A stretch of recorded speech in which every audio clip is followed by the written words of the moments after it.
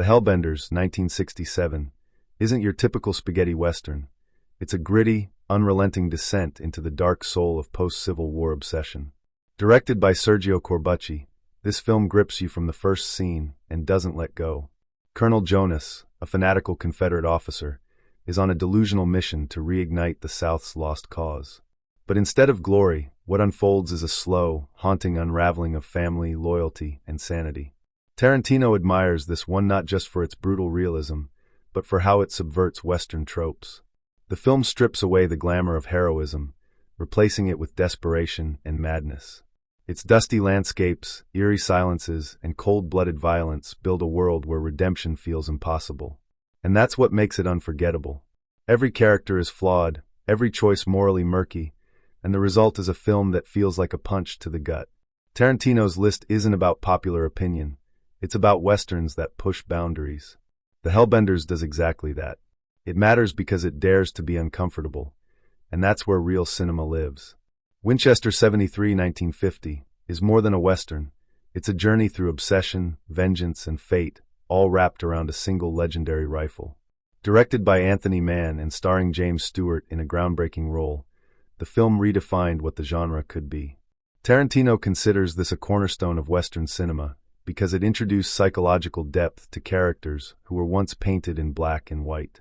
The story follows the coveted Winchester rifle as it passes from hand to hand, each new owner sinking deeper into moral chaos. Stewart's performance as Lynn McAdam is raw, complex, and miles from the clean-cut heroes of early westerns. His thirst for justice bleeds into something darker, and that edge fascinated Tarantino. This isn't just about shootouts, it's about how violence taints everything it touches. With sharp direction, intense pacing, and a structure that feels almost noir, Winchester 73 paved the way for the revisionist westerns that followed.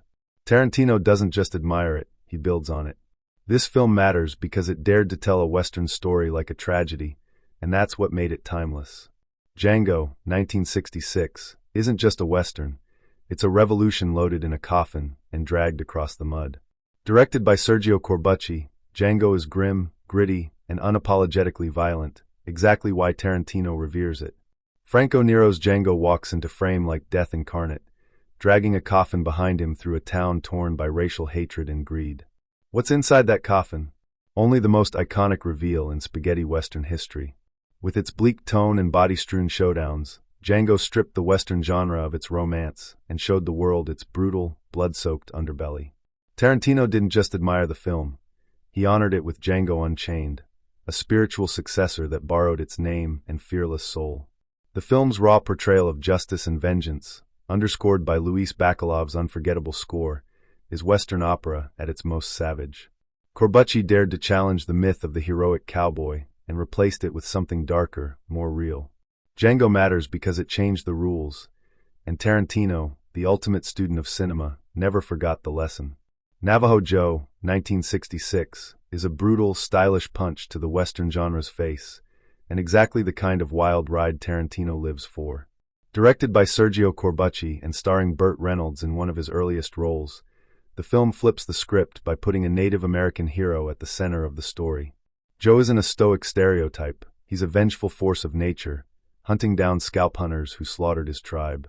Tarantino champions this film for its raw, relentless energy and its daring departure from tradition. The body count is high, the blood is bright, and Ennio Morricone's electrifying score, under a pseudonym, blasts like a war cry. This isn't about nuanced dialogue or polished plots. It's about pure cinematic attitude. Reynolds delivers with a physical, angry performance that resonates louder than words. Corbucci's direction is ruthless, with every frame dripping in tension and righteous fury. Navajo Joe matters because it dares to make the oppressed the avenger, and Tarantino, always drawn to revenge stories with bite, couldn't resist its power. This is Western justice with a blade and a scream. Alzenas Raid, 1972, is one of those rare westerns that doesn't flinch. It looks war, savagery, and the myth of the noble frontier dead in the eye, and never blinks. Directed by Robert Aldrich and starring Burt Lancaster, the film tells the story of an aging scout escorting a green cavalry officer as they track the ruthless Apache warrior Alzena. But this isn't just a manhunt, it's a soul search. Tarantino admires Alzena's Raid because it dares to confront the uncomfortable truths that most Westerns avoid. The violence here isn't stylized, it's primal, cruel, and disturbingly honest. As the bodies pile up, the film asks, who really understands the enemy? And are we so different? Lancaster's world-weary presence anchors the film, while the young officer's idealism is gradually eroded by reality. Tarantino loves cinema that exposes the rot beneath the legend, and Alzenas Raid does just that. It's not about good guys and bad guys, it's about survival, systems, and the thin line between civilization and chaos. That's why it matters. It doesn't mythologize the West, it dismantles it. Sukiyaki Western Django, 2007, is what happens when East collides with West and explodes. Directed by the wildly imaginative Takashi Miike, this film isn't just a Western. It's a neon fever dream soaked in blood, folklore, and Sergio Leone's ghost. Tarantino doesn't just admire it, he appears in it, because this is exactly the kind of rule-breaking, culture-bending cinema he worships. In a lawless town caught between rival clans, a nameless gunman arrives, echoing the lone anti-hero archetype, but draped in kabuki stylings and spaghetti western swagger. The result? A dazzling chaos of katanas and six-shooters, cherry blossoms, and blood splatter. Miike embraces every cliché and then rips it apart with operatic flair. English is spoken by Japanese actors with thick accents, not for realism, but for aesthetic rebellion. Tarantino loves Sukiyaki Western Django because it's fearless, defiant, and deeply cinematic. It reimagines the Western through a samurai lens and proves the genre is anything but dead. It matters because it doesn't ask permission to exist. It demands your attention and leaves you breathless. Stagecoach, 1939, is the film that elevated the Western from dime store entertainment to serious cinematic art. Directed by John Ford and starring a young, magnetic John Wayne, this is ground zero for the modern Western, and Tarantino knows it. The story is simple on the surface. A group of strangers ride through Apache territory, each carrying secrets and sins. But what Ford does with that setup is revolutionary. He uses the journey to explore class, morality, and redemption, all framed against the vast, mythic backdrop of Monument Valley. Wayne's Ringo Kid doesn't just arrive. He explodes into Hollywood iconography with a single, unforgettable shot. Tarantino loves Stagecoach not for nostalgia, but for its craftsmanship and boldness. This film introduced layered characters in a genre known for stereotypes, and it set a visual standard that filmmakers still chase. Every Western that followed owes it a debt.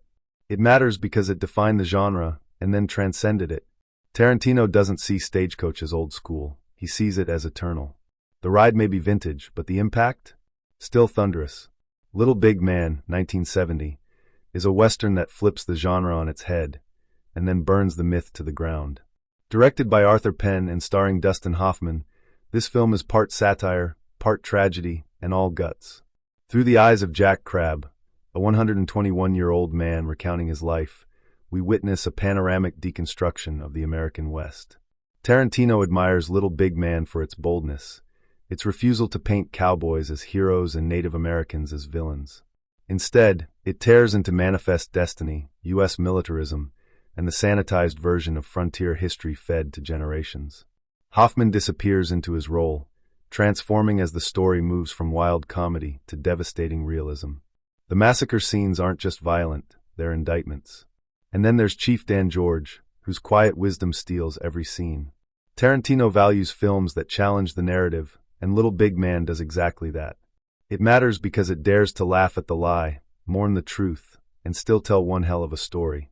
In the dusty archives of the Western, this one stands defiant, irreverent, irreparable, and unforgettable.